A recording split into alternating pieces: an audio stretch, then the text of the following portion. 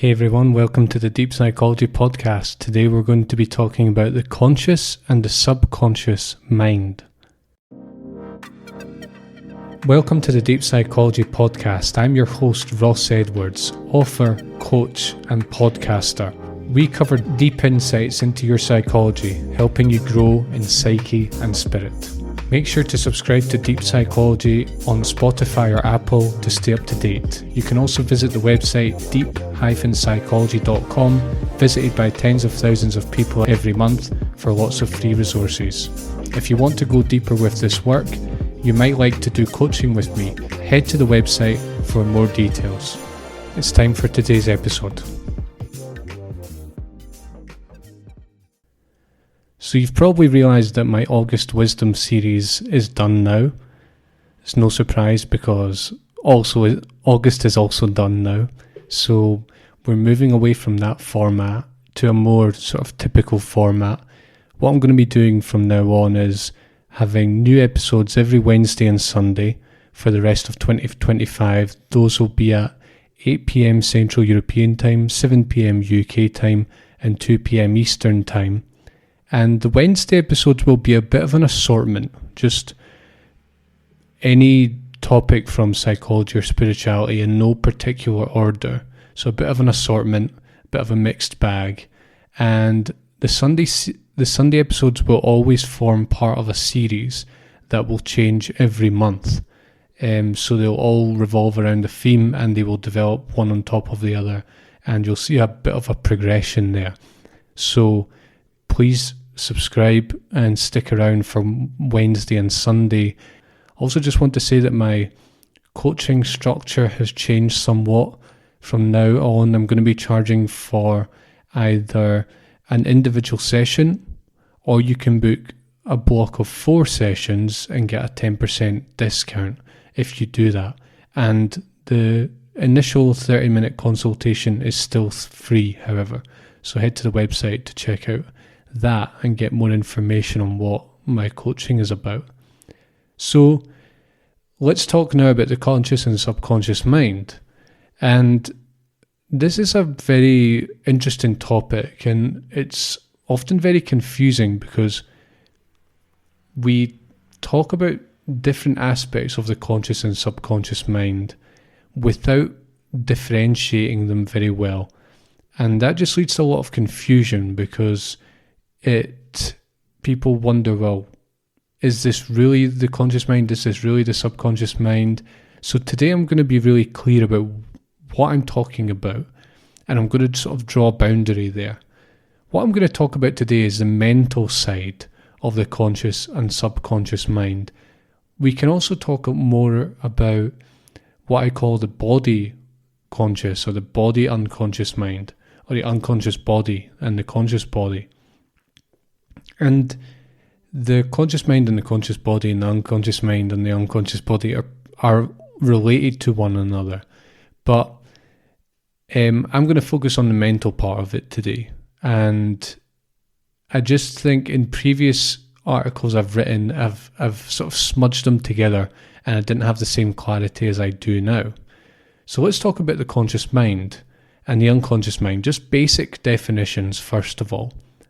So the conscious mind is all mental material, and you can think of mental material as being beliefs, opinions, values, desires, worldviews, your self-image, etc., that you are aware is part of you.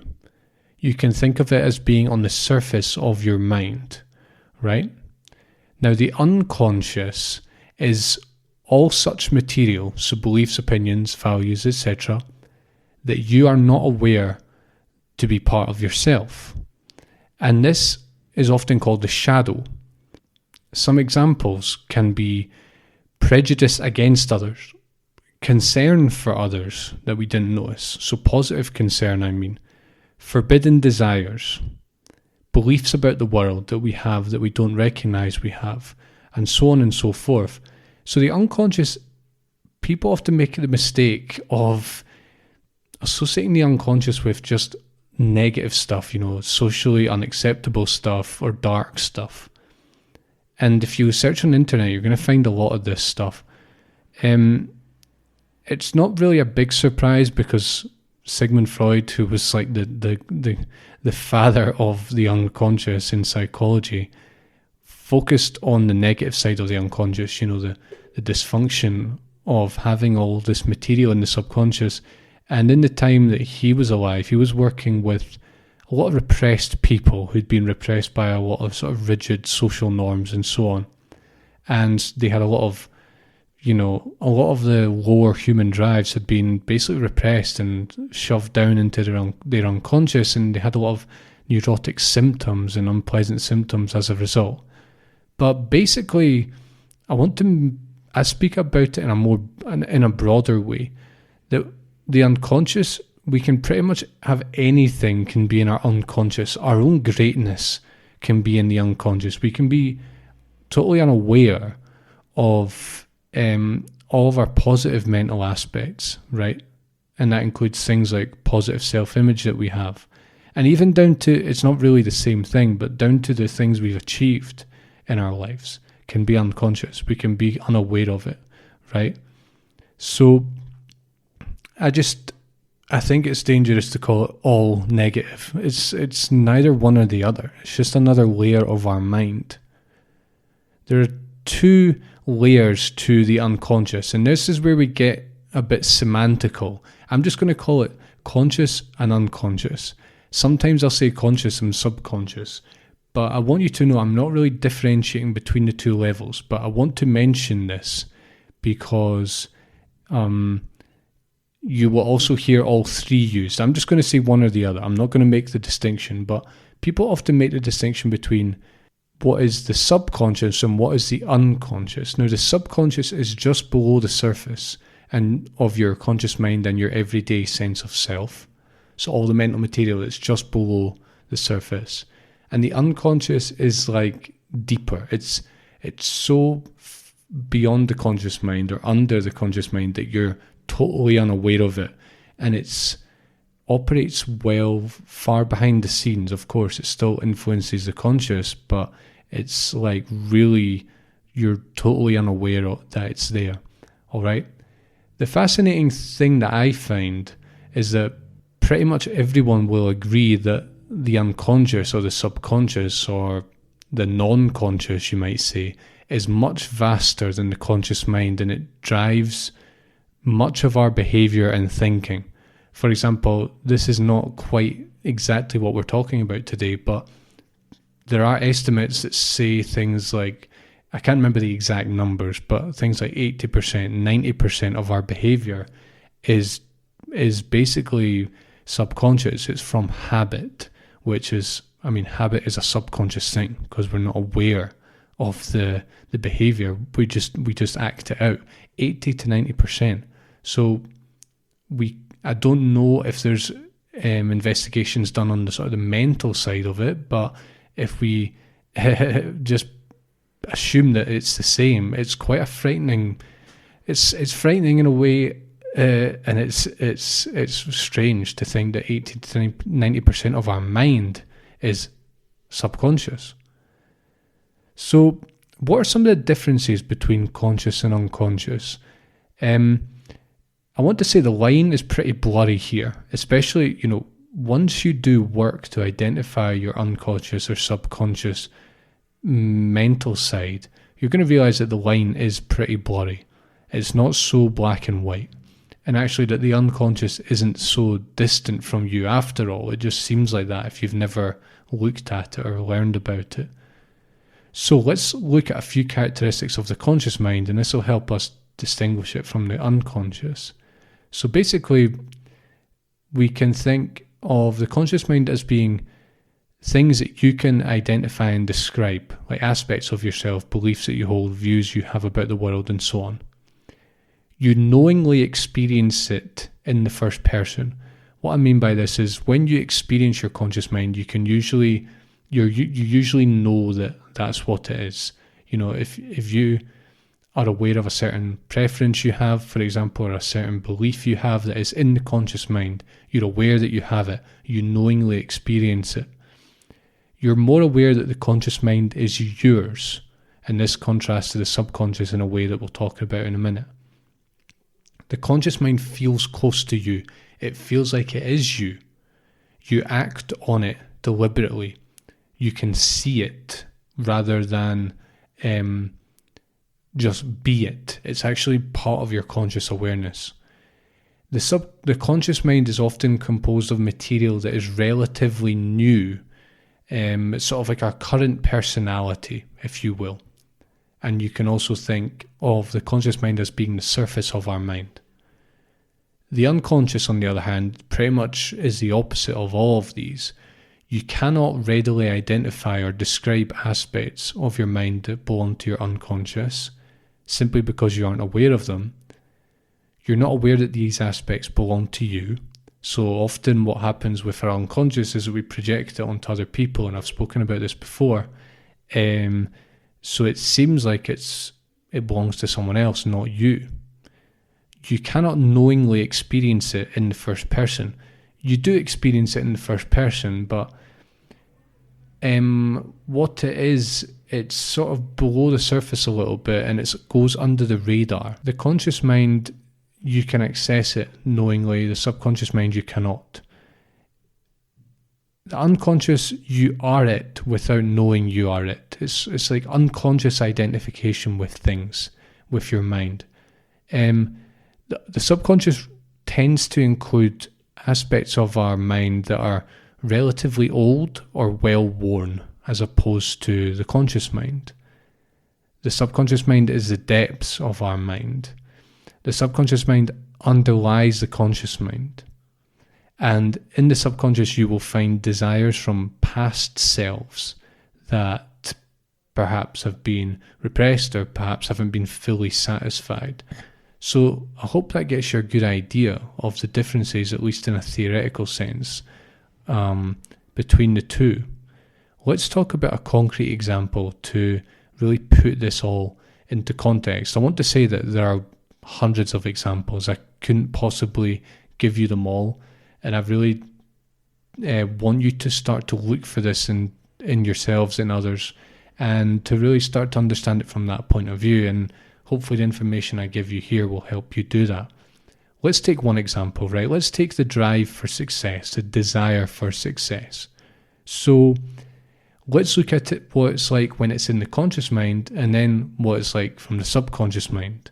And you'll see that they're very different. So when a person has success in their conscious mind, the desire for success, it's a very obvious part of their personality. If you describe them, you would probably end up saying that they value success a lot. They tell you about it. They tell you, they tell you about their goals. They tell you about what they want. They tell you about all the things they want to buy. They tell you exact details about it. You can see it in their dress sense, in the way they talk, in their energy, in their vibe. They are very aware. If you ask them what are your values, they would probably tell you that success is up there, and so on and so forth, right? So it's like it's a very obvious part of them and their personality.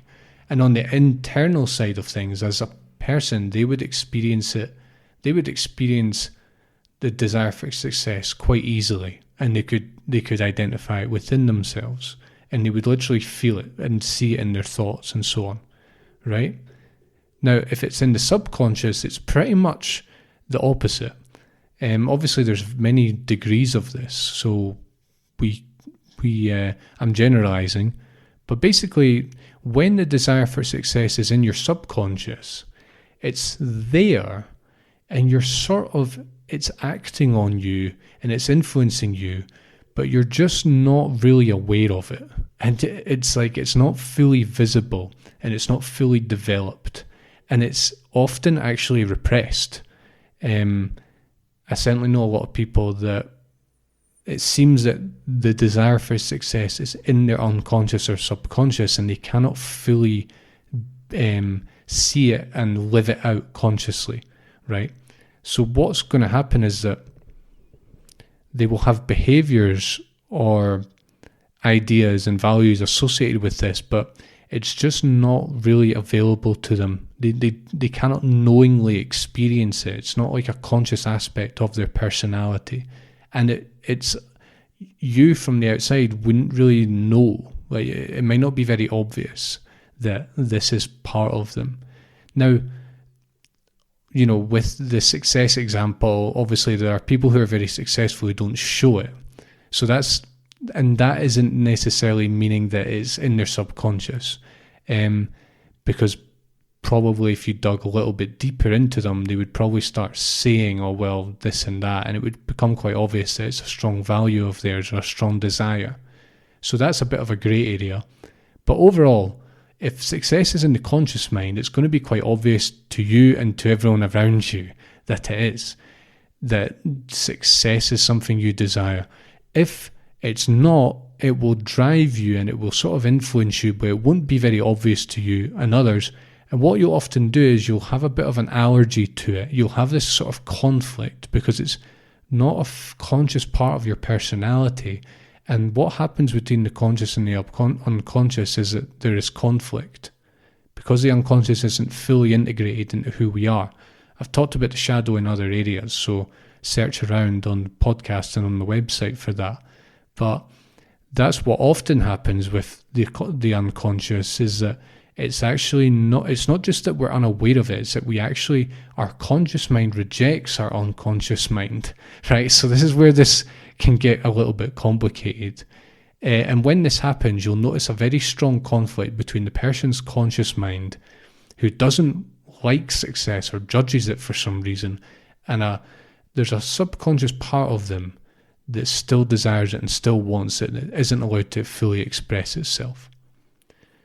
So I hope that gives you a good idea, and you can pretty much apply this to any trait that you want. There's a complication here, and it's that the subconscious or the unconscious leaks itself. It leaks through our behavior. For example, when we are intoxicated, the subconscious mind comes out. In a Freudian slip, Freudian slips show the conscious and the subconscious mind, as Freud discovered. That's why it's called the Freudian slip. Self-correction, as I talked about in an episode last week, is basically when we correct ourselves as we are thinking. That is the conscious mind putting a sort of lid on the more unconscious desires within us. So these are broad generalizations I'm making. When I'm saying that the unconscious mind is invisible, that's by and large true, but it still leaks out, right? It leaks out, and even in things like our dreams, the unconscious is pretty much, our dreams are unconscious material. So let's just talk about a few of the finer points. And one of them is pretty much what I was saying there, and it's that subconscious material is often available to awareness. It's more often available in terms of its symptoms. The effects of it being a subconscious desire, like in dreams or like in literally physical symptoms. This can come out that Freud worked with a lot of physical symptoms for this reason. But most of the time they're under our radar, our conscious radar, and this is why people use unconscious as a criticism, because when you see an unconscious person, or when you realize an unconscious part of yourself, it's quite obvious that the person or yourself cannot see the behavior or the pattern from within, but you can. So even though they're acting it out fully, they're not doing it on a conscious level, therefore it's unconscious. And that's why unconscious is used as a bit of a criticism, because we all sort of understand that when there's things that we are not aware of within ourselves, they're often rather damaging. Not always, as I said, we don't want to tarnish it all with as a negative thing, but often it is pretty damaging, right? So this is why the word unconscious is a criticism. I'd also say that's why people confuse it for just being negative, but that's a different point. And the final point I want to make is that unconscious material or subconscious material is pretty much inevitable. For one thing, it forms through repetition, just brute repetition. And this is one of the things you'll hear about this kind of material a lot, is that it's formed through repetition. It forms as we develop, and it does so because to develop as people in any way, we have to sort of let go what came before. Often though, what happens is it's a repression. It's not really a clean break with the past. It's more of a repression. Like, let's say we used to smoke, a very typical and sort of simple example. If we smoked and we then stop smoking, what often happens is we sort of reject the part of ourselves that used to like smoking. We don't really, it's not a clean break with it. We repress it. It goes into the subconscious, and there's this sort of underlying conflict that remains in our psyche. So, in fact, a crucial part of development is repression. And so subconscious material, unconscious material is forming all of the time. And we all have it, and it's totally normal. The tricky part is when it starts to affect our lives, and we aren't full people because we have all this unconscious material we aren't aware of that is driving us. And for good and for bad, good things that we're not aware of, and unpleasant characteristics we're not aware of. So I think that's all I want to say on the conscious and subconscious mind. It's a very fascinating topic, a very tricky topic, but I hope I've given a lot of clarity on it in this talk. You can find more perspectives on the conscious and subconscious mind in my article, which I've linked to in the description.